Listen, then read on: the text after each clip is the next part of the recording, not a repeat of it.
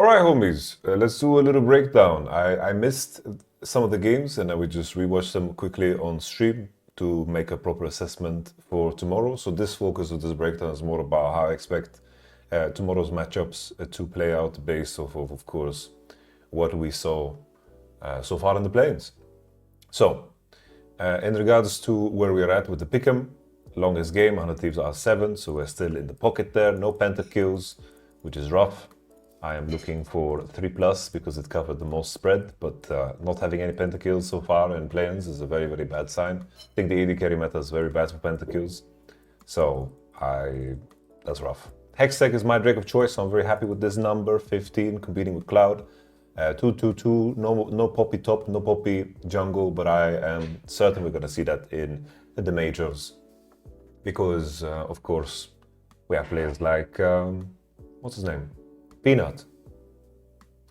So there's that, there's that. We continue. Champions most picked Jhin. I think this is going to stick. I wouldn't be surprised to see some more Jhin bans going into full fight, because I think Jhin is just such a good, well-rounded champion and adds, to the carries on the map. So that's cool.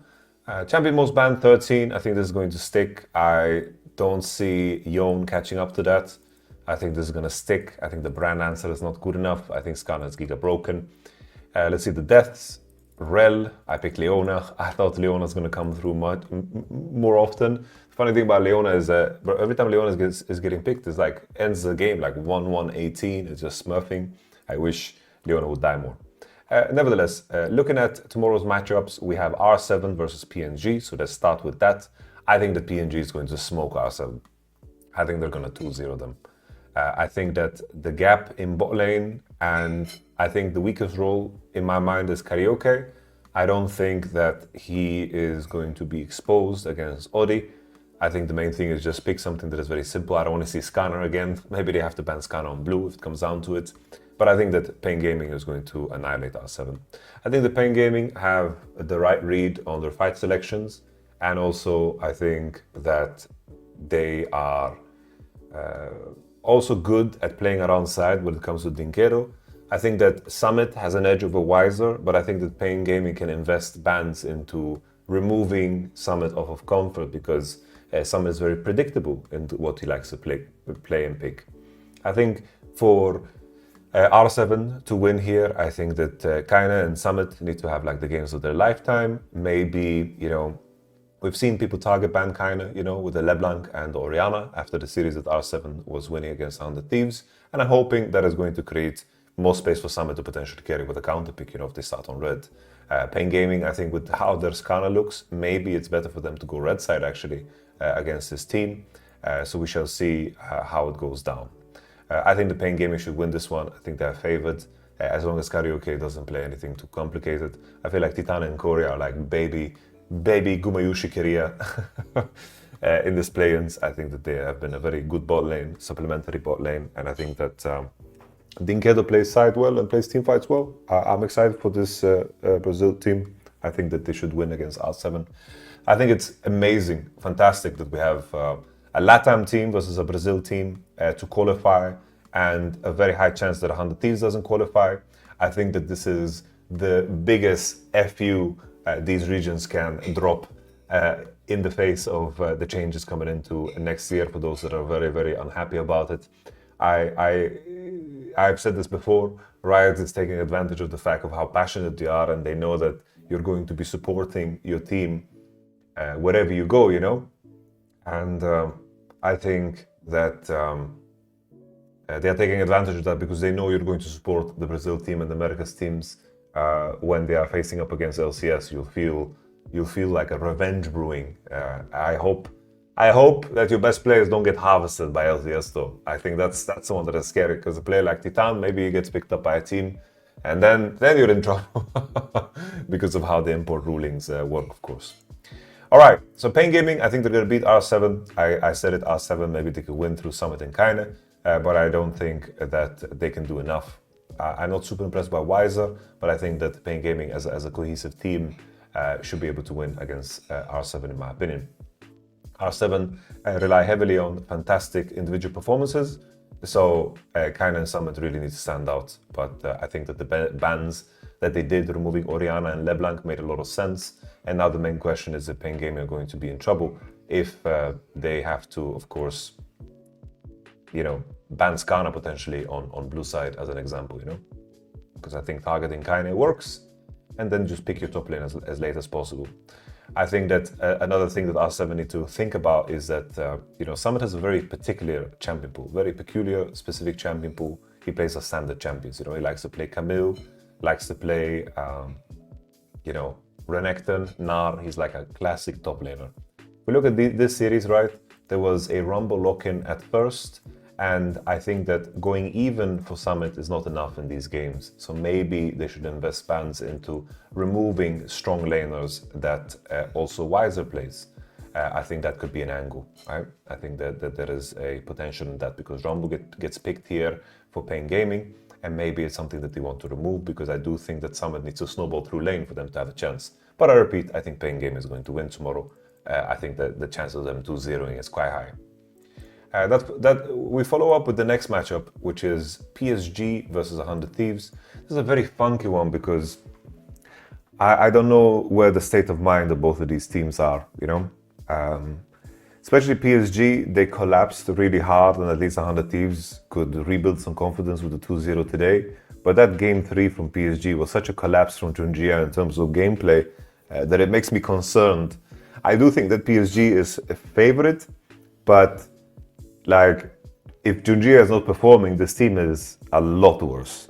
And in that game 3, Junjia had a stinker. He really accelerated the win of Mad Lions and made it easy for them. Mad Lions, a team that struggles in the mid to late game, so I think that one is tough.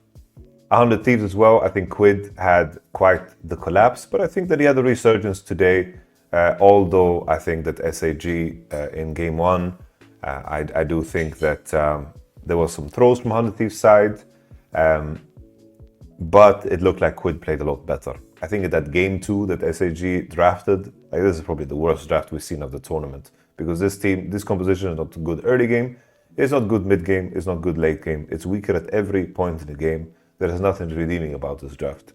So 100 Thieves, with a confidence boost, maybe they can upset a PSG that is bleeding, but I do have to say that I think on paper PSG should be a favorite. To highlight 100 Thieves, I think the key players here for me, I think that Ayla is doing a lot better. I think River is the best performer. I'm clicking this spot because of that being the jungle. I think River is the best performer. I think that River is playing very well. And then the question is, I think, comes down to Quid's form. I think Quid's form, if he finds ways, I think that maybe he can be the key to winning, because even though people are hyping up Mr. Maple, but I think Maple has been playing very bad at this one. Like in this game, he got caught on Ahri. There was the Akali game, that game 3, where they almost lost because his Akali got caught, right? I think that Maple, he just looked a lot better than Messiah, I would have to say, than he does in this tournament. But PSG, they do have a lot of experience, so I do think that they have the capacity to bounce back.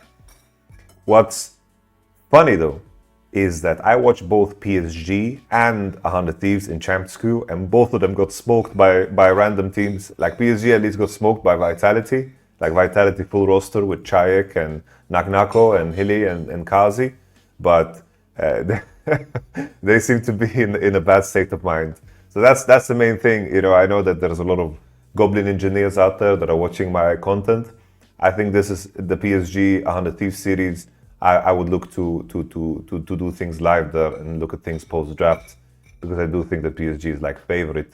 But I think like pre-betting this series, I think that you have to be very bold to do so. I think that Woody has been very weak at this tournament. I think Maple is overrated. And I think that Junjia had a stinker in that game 3, so I don't know where they are at mentally. I would be very, very shocked that this game and this series doesn't go to 3. So I repeat, I do think that PSG on paper should be favored against 100 Thieves. And then the question is, like, where are they mentally? Where are they mentally? That's the main question for me. Same here with the LeBlanc game, right? I know Alvaro made a sick play and broke LeBlanc's ankles, but also Maple put himself in a lot of exposure and he threw the game, if you look at it from the other position. And I think Maple is doing too much of that. And Mad Lions capitalize super well. I think Ozzy is performing like fine. The main question about Ozzy is like how exotic will he go with his champion choices, you know? That's the main thing.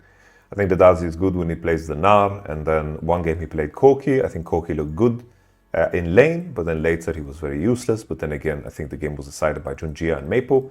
And additionally, he had that Vayne game that he picked, this Vayne, which was completely useless. So Ozzy can definitely gift games by convincing, like gaslighting his coach into picking shit champs. So I think this is a live one, and then maybe I would have a sniff on Pain Gaming 2-0ing R7, because I think the Pain Gaming is just is solid. Yeah, definitely we're not only taking anything, like someone in the chat said, taking anything away from Champs Q games. Of course we don't. I'm just raising the question of PSG's state of mind, you know? Because it was a follow-up of a very bad performance in Game 3, followed by continuous bad performances, when I think they should have probably just taken, you know, some time to recuperate and time to rest. Because in the end, in my mind, you know, like how much are you going to gain by practicing leading up to the Champs Q games? You know, like how much you just have to recover, figure out what you do best, and take it easy in preparation for the match, you know? Final thing I wanted to show for the homies on YouTube. Look at this, man. This is my older brother. Look at him. He competed in the Swedish Championship of bodybuilding. He won his class, which is plus 180 centimeters. I think depending on how tall you are, it basically determines how heavy you can be. I think that my brother's what, 189? You 189, Sami? 190? 187. My weight cap is 100 kilos. Oh, so his weight cap is 100 kilos. He's 187 centimeters. His weight cap is 100 kilos. He won basically first place classic physique. He did it to Warriors. Of course, bass song choice. Very bass. What a machine. What a machine. And then additionally, basically like all of the classic physique winners compete against each other too. And in the end, a champ is fucking crowned. Overall, that's when the winner from both the short class and the taller class compete. So it's like all the winners compete against each other, and that's, my brother smoked that shit too, bro. Look at that, bro. Look at that size of that trophy, bro. Look at those fucking legs, bro. Look at those fucking legs, man. Those legs are crazy, dude. Looks like fucking mountains, dude. That's what's up. And that's why I missed the co-stream, and that's why I did less of a breakdown. He never skips leg day. No. He doesn't skip leg day. He does not skip leg day. I'm immensely proud of him. He's my GOAT. It's my inspiration. So stop it, man. You're gonna make me quiet. So I'm happy that that's why I'm also streaming from Sweden, because I came here to support my boy. And there we have it.